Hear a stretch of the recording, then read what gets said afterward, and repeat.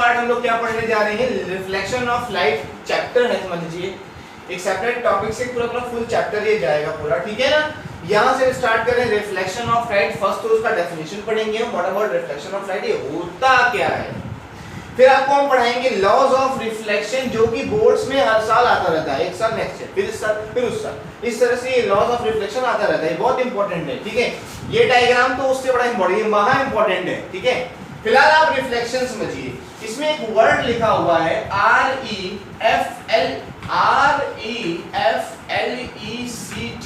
REFLECT, reflect, reflection of light. इसका मतलब होता है वापस, वापस समझते हो ना, वापस समझ में आ रहा है, यानी कि लाइट रिफ्लेक्शन यानी लाइट का वापस आना। आप मेरी बात को ध्यान से सुन लो। अब आपके डेफिनेशन में यहाँ एक वर्ड रेड लिखे हुए हैं, क्यों लिखे हुए हैं पहले ये जान लीजिए स्टूडेंट्स। रिफ्लेक्शन भी इधर छोड़ दीजिए, हम इसको ब्रीफ कर रहे हैं, ठीक है। लेक्चर बोर्ड से ज्यादा मेरी बात ध्यान सुनिए, इसे आप स्क्रीनशॉट ले सकते हो, मेरी बात भी सुनते रहो, बोलते क्या है ना, क्योंकि वही तो लेक्चर होता है आपका। रिफ्लेक्ट मतलब वापस, और लाइट का रिफ्लेक्शन। पहले ये बताइए लाइट है क्या। Light is a form of energy. Energy, पूरी दुनिया में सारी लड़ाई तो एनर्जी की हो रही है ना। अब एनर्जी को कोई वापस क्यों करेगा भला, हाँ? एनर्जी को कोई क्यों वापस करता है? एनर्जी को तो लोग एब्जॉर्ब करना चाहते हैं। ध्यान दीजिएगा, एनर्जी एब्जॉर्ब होती भी है, बट स्मूथ सरफेस जो होते हैं वो नहीं करते, वो रिफ्लेक्ट कर देते हैं, वो वापस भेज देते हैं। लाइट अगर किसी रफ सरफेस पे पड़ती है, जैसे ये बोर्ड है, बहुत कम स्मूथ है, दीवार है बहुत रफ है, रोड है ना, गिट्टी बालू इस तरह की जो चीजें होती हैं, प्लास्टिक है और बहुत सी चीजें हैं, वो अगर बहुत रफ होती है ना, तो जो पार्टिकल्स होते हैं, लाइट के फोटॉन्स होते हैं, एनर्जी के पैकेट्स होते हैं, वो जाके फंस जाते हैं, वो वापस नहीं आ पाते। और अगर वापस नहीं आ पाएंगे तो रिफ्लेक्शन ऑफ लाइट तो बनेगा ही नहीं। इसका मतलब रिफ्लेक्शन पॉसिबल होता है सिर्फ और सिर्फ स्मूथ सरफेस से, यानी चाहे वो भी कुछ भी हो, जरूरी नहीं है रिफ्लेक्शन के लिए मिरर जरूरी है, ऐसा कुछ नहीं है।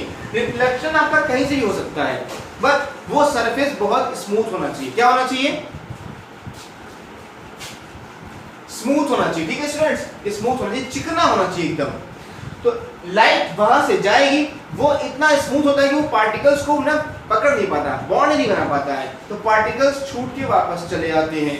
लेकिन फिर भी 90% 95% ही वापस आते हैं, ये बात आप जानते हो। एनर्जी टोटल ओवरऑल कंजर्व तो मानते हैं हम लोग, लेकिन कुछ न कुछ तो डिस्ट्रॉय होता ही है। बहरहाल, तो अब हम आपका आते हैं रिफ्लेक्शन ऑफ लाइट के ऊपर। The bouncing back of light, light का bouncing back of light from any smooth surface, किसी भी स्मूथ सरफेस से, is called reflection of light. यार आप एग्जाम में मिरर मत लिख दीजिएगा, मिरर जरूरी नहीं है, मिरर के अलावा कुछ भी हो सकता है, मिरर भी हो सकता है, कोई भी स्मूथ सरफेस। अच्छा एक और बात, अगर रिफ्लेक्शन हो रहा है, अगर रिफ्लेक्शन हो रहा है तो इमेज बनेगी।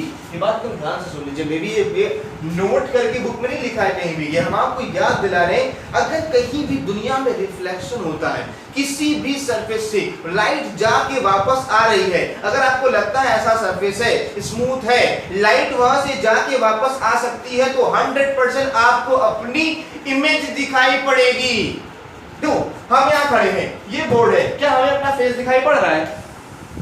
नहीं दिखाई पड़ रहा है। कहां दिख रहे हैं? दिखाई नहीं पड़ रहे, कहां बाल कंघी करेंगे? नहीं करेंगे ना, क्योंकि ये बोर्ड हमारा, इसका मतलब अगर हमको अपना फेस दिखाई नहीं पड़ रहा है तो वो उसमें रिफ्लेक्शन नहीं हो रहा है, बहुत कम हल्का फुल्का, उससे मेरा फेस नहीं दिखाई पड़ सकता। मिरर में दिखाई पड़ता है, क्योंकि मिरर में लाइट ऐसे जाती है, टकरा के वापस आ जाती है।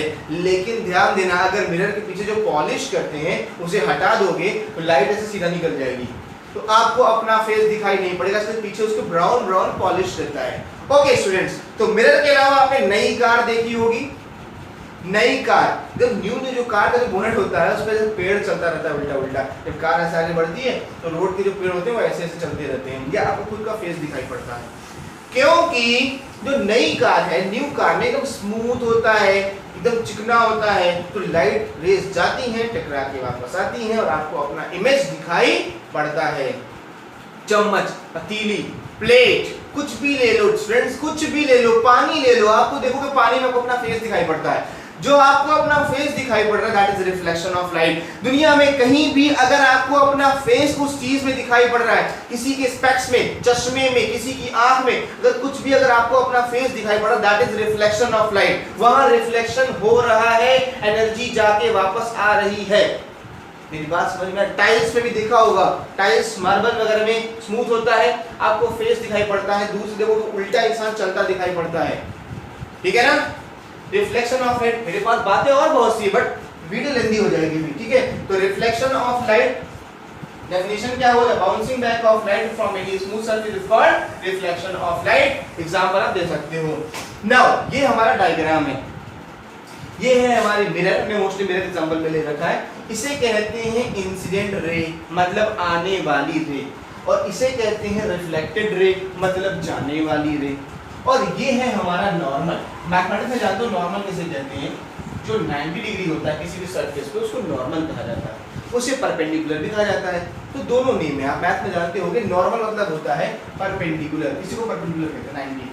तो ये क्या है? ये हमने जिस पॉइंट पे ये लाइट आ रही है, यहाँ पे हमने एक लाइन ड्रॉ कर लिया खुद से। ये कोई लाइट रेज नहीं है, ये एक सिंपल लाइन है जिसको हम नॉर्मल कहते हैं। ओके, ये पॉइंट हमने जो सर्कल किया हुआ इसे कहते हैं, इसे कहते हैं पॉइंट ऑफ इंसिडेंस।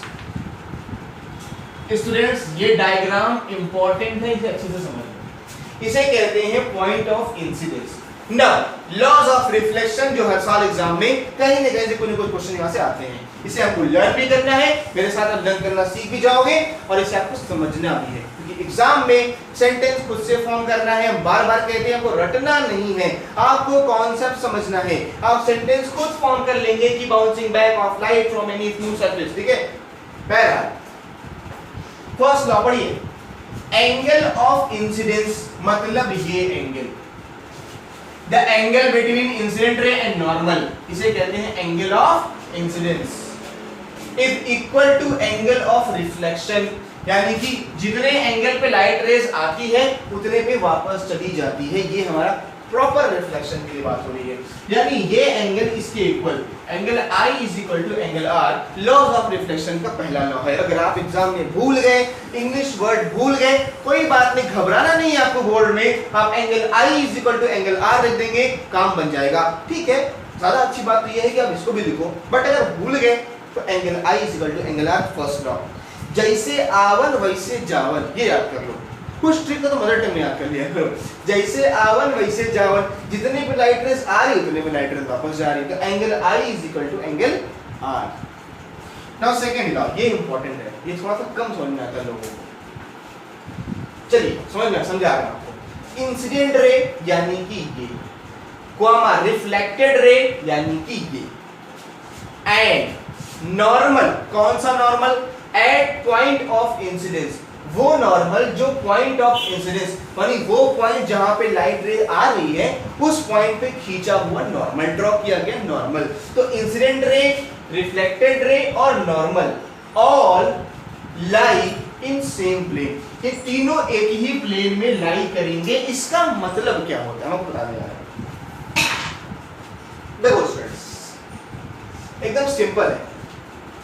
आप लेजर लाइट लो, मान लीजिए ये एक लेजर लाइट, ये हमने ऐसे ऑन किया, यहां पे एक मिरर रख दो। सेकंड लॉ एक्सप्लेन कर, ध्यान से समझो, एकदम ध्यान से, आपको रटना नहीं, बार बार बोल रहे हैं। अगर ध्यान से समझ लेंगे तो ये प्लेन जो वर्ड लिखा है, प्लेन, PLANE, प्लेन होता क्या समझा जा रहा है।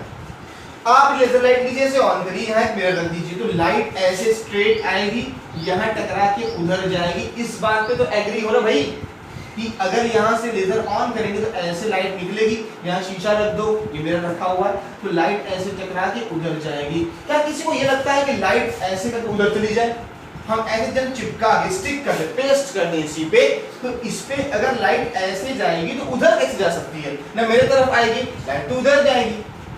हाँ, अगर हम ऐसे ऑन करेंगे तो ऐसे लाइट जाएगी, इधर जाएगी, इधर से करेंगे तो ऐसे आएगी, इधर जाएगी, इधर से करेंगे लाइट तो ऐसे जाएगी, उधर जाएगी। इस बात को समझ में सिंपल सा है। इसका मतलब आप जिस तरफ इंसिडेंट रे भेजते हो सेम वैसे इधर रिफ्लेक्टेड रे जाती है। तो यानी कि ये जो लाइन है, ये दोनों लाइन और बीच में नॉर्मल, ये तीनों इसी प्लेन में लाइन कर सकते हैं। अगर आप ऐसे ऑन करते हो तो लाइट ऐसे जाएगी, तो यहाँ पे एक प्लेन बन सकता है। यानी ये तीनों अगर हम एक प्लेन पे स्टिक करने, पेस्ट करना चाहे, चिपकाना चाहे, पेस्ट हो जाएंगे। मतलब इंसिडेंट रे, रिफ्लेक्टेड रे और नॉर्मल क्या होते हैं? All lie in same plane, तीनों एक ही प्लेन में लाई करते हैं। इंपॉर्टेंट है, बार-बार कह रहे हैं, सीबीएसई बोर्ड 2021 के लिए इंपॉर्टेंट है। इसे लर्न कर लीजिए, स्क्रीनशॉट ले लो, कॉपी कर लो। बहुत सी बातें न समझ में आई होंगी तो आप दोबारा वीडियो देख लीजिए। उसके बाद दिन आए तो एक और नया लेक्चर हम आपको